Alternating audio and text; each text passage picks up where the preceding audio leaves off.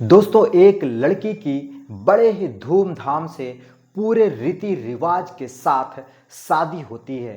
दोस्तों, वो लड़की विदा होकर के अपने ससुराल आती है और जो वो बरसों से अपने सपने को संजो करके रखी थी, आज उसका सारा सपना पूरा होना था। दोस्तों, वो लड़की अपने सुहाग की सेज पर अपने पति का इंतजार कर रही थी। दोस्तों, वो सोच रही थी कि उसका पति आएगा और वो उसके साथ हंसेगी, बोलेगी और अपना सुहाग रात मनाएगी।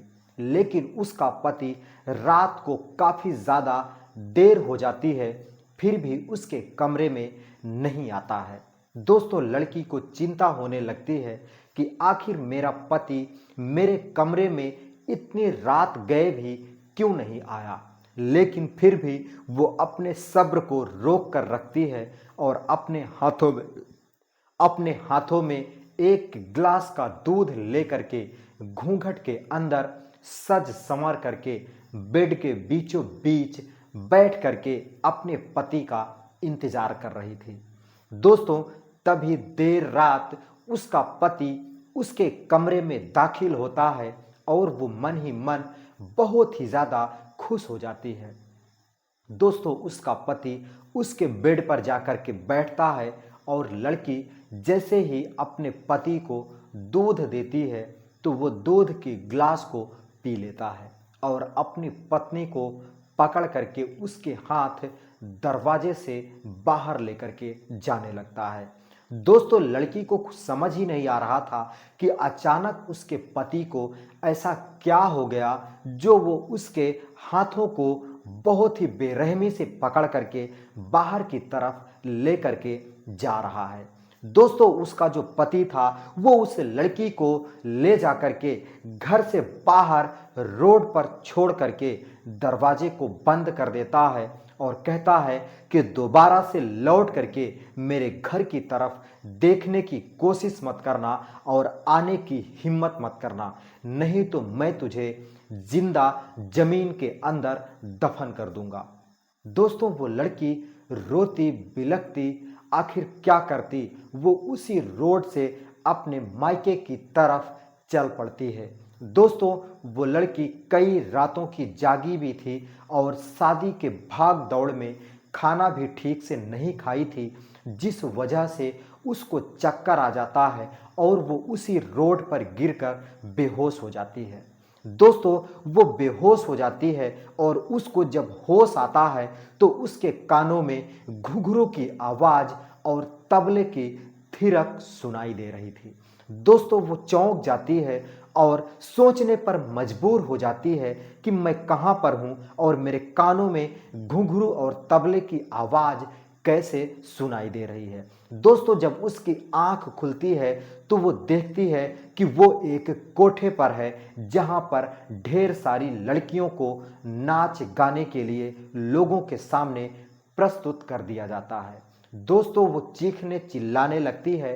तभी उसके कमरे में एक बहुत ही हट्टा कट्टा नौजवान आता है और उस लड़की के साथ वो सब कुछ करने लगता है जो वो महसूस नहीं करना चाहती थी, जो वो लड़की अपने साथ नहीं होने देना चाह रही थी। दोस्तों, वो लड़की रोती रही, चीखती रही, चिल्लाती रही, लेकिन वो आदमी उस लड़की के साथ वो सब कुछ कर देता है जो वो नहीं चाहती थी।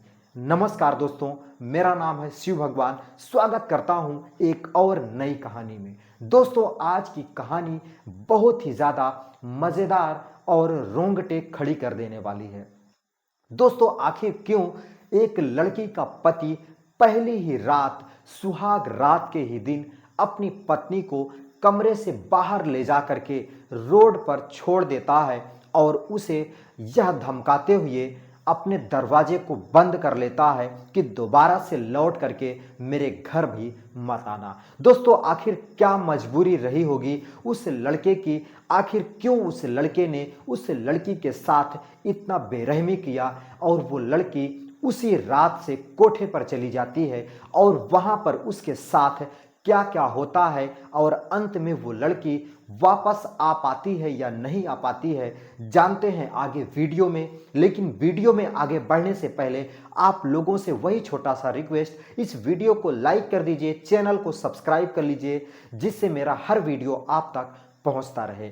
दोस्तों, आपके एक लाइक करने से हमारा हिम्मत और मनोबल बढ़ता है और मैं आप तक अच्छी सी अच्छी कहानियां ढूंढ करके लाता हूं। तो दोस्तों, देर ना करते हुए वीडियो को अभी लाइक कर दीजिए, क्योंकि बाद में आप भूल जाते हैं।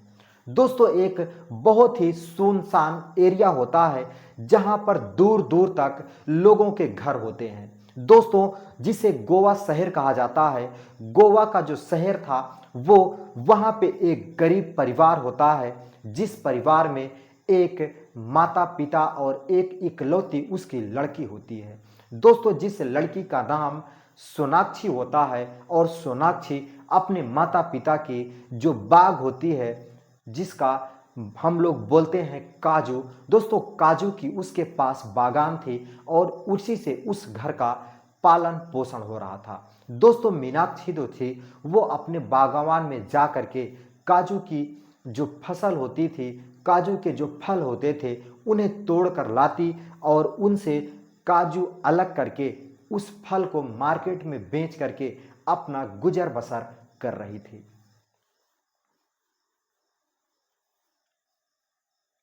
दोस्तों, फिर क्या का उस लड़की के जो माता पिता थे वो उसकी शादी के लिए एक अच्छा सा लड़का तलाश करते हैं और उस लड़के के साथ मीनाक्षी की जो शादी थी वो तय कर देते हैं। दोस्तों, मीनाक्षी की शादी जिस लड़के से तय हुई थी, वो लड़का दिखने में तो बहुत हैंडसम था, लेकिन उसकी जो आदतें थी वो बहुत ही खराब थी। दोस्तों, वो लड़का कई सारी लड़कियों से बात करता था और उनसे प्यार करता था और अपने प्यार के झूठे बातों में फंसा करके उनके साथ वो सब कुछ करता जो वो उनसे चाहता था। दोस्तों, उस लड़के के साथ मीनाक्षी की शादी तय हो जाती है और जब मीनाक्षी उस घर में जाती है, उस लड़के के घर में जाती है, तो वो वहाँ पर उस लड़के का इंतज़ार करने लगती है।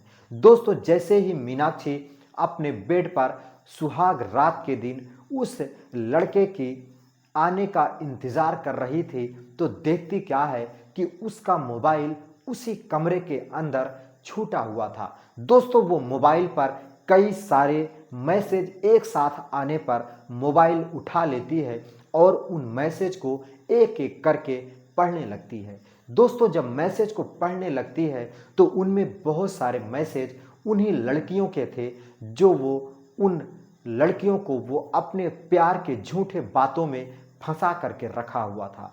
दोस्तों, वो लड़की मीनाक्षी जब सारे मैसेज को देखती है तो वो बहुत ही ज़्यादा दुखी होती है और सोचने लगती है कि आने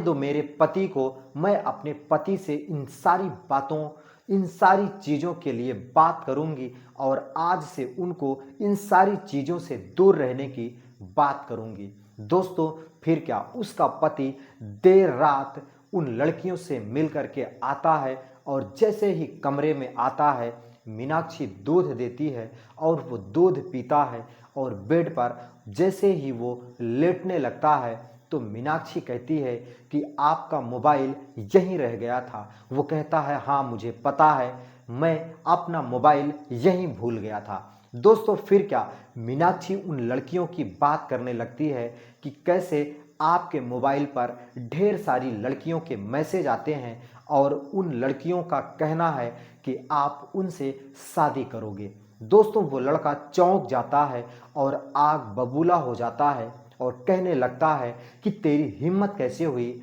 मेरे मोबाइल को हाथ लगाने की। आज तो पहले ही दिन मेरे घर आई और मेरी मोबाइल को निकाल करके मेरे बारे में जानने की कोशिश कर रही है कि मैं क्या करता हूँ, क्या नहीं करता हूँ। तेरी हिम्मत कैसे हुई, मेरी ज़िंदगी है, मैं कुछ भी करूँ, इससे तुझे क्या। दोस्तों, वो लड़की समझाने लगती है कि देखो, अभी तक आपने जो कुछ भी किया वो आपकी मर्जी थी और आपकी ज़िंदगी थी, लेकिन अब आपके साथ मेरी शादी हो गई है तो आपके साथ मैं भी जुड़ चुकी हूँ, तो आपकी ज़िंदगी में मेरी भी ज़िंदगी शामिल हो गई है। अब आपको इन सारी चीज़ों से दूर रहना होगा और वो सब जो कुछ आपको करना होगा आप मेरे साथ करिए और मेरे साथ प्यार करिए। दोस्तों, वो लड़का और भी ज़्यादा आग बबूला हो जाता है और वो मीनाक्षी को डांटने धमकाने लगता है।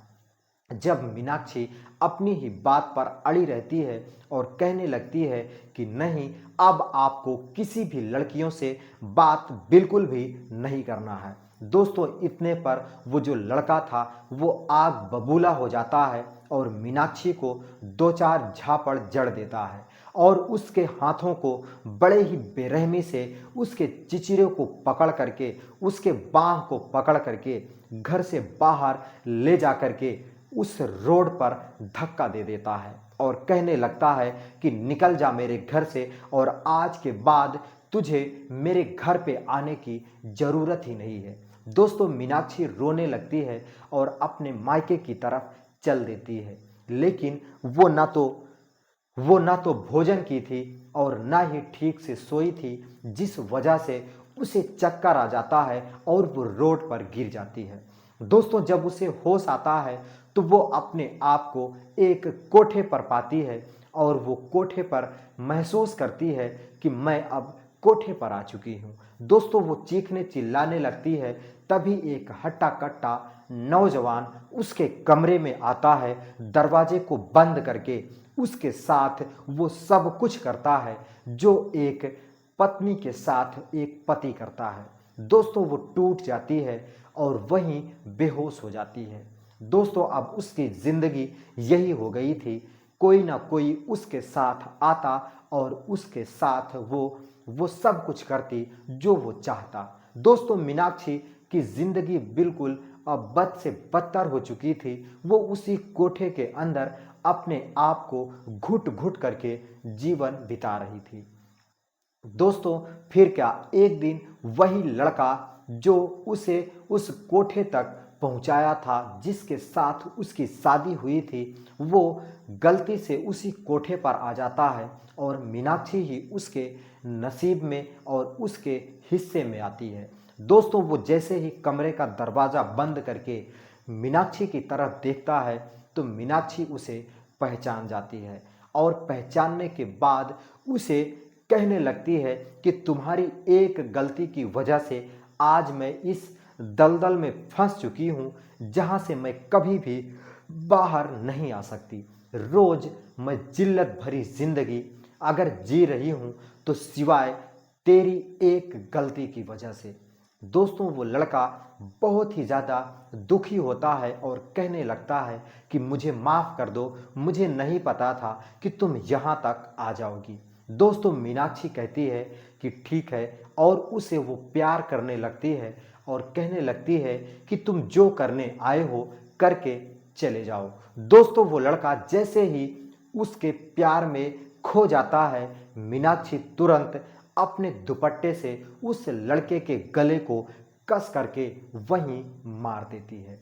दोस्तों, वो मार देती है और वो लड़का वहीं छटपटा करके अपना दम निकल जाता है। दोस्तों, वो लड़का वहीं मर जाता है और ये शोर हो जाता है कि इसी कोठे पर एक लड़के को एक लड़की ने मार दिया। दोस्तों, पुलिस भी आ जाती है और पुलिस प्रशासन के सामने जब उस लड़की से उस लड़के को मारने की बात करी जाती है तो वो कहती है, हाँ, मैंने ही इसे मारा है क्योंकि इसी ने मुझे इस कोठे तक पहुंचाया है। दोस्तों, पुलिस ने जब पूरी बात सुनी और पूरा ब्यौरा सुना तो उनके आंखों में भी आंसू आ जाते हैं और वो उस लड़की को उस कोठे से रेस्क्यू कर लेते हैं और उसे बाहर निकाल देते हैं और उसे उसकी पुरानी ज़िंदगी के लिए भेज देते हैं। दोस्तों, मीनाक्षी अब अपने माता पिता के पास आ जाती है और पूरी ज़िंदगी उनकी सेवा में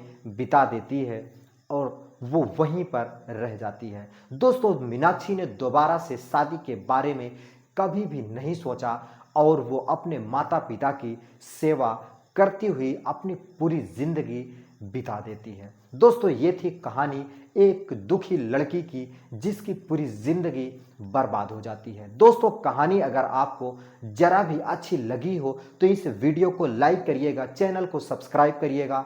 मैं मिलता हूं फिर किसी नई कहानी के साथ किसी नए वीडियो में। तब तक के लिए दोस्तों, नमस्कार।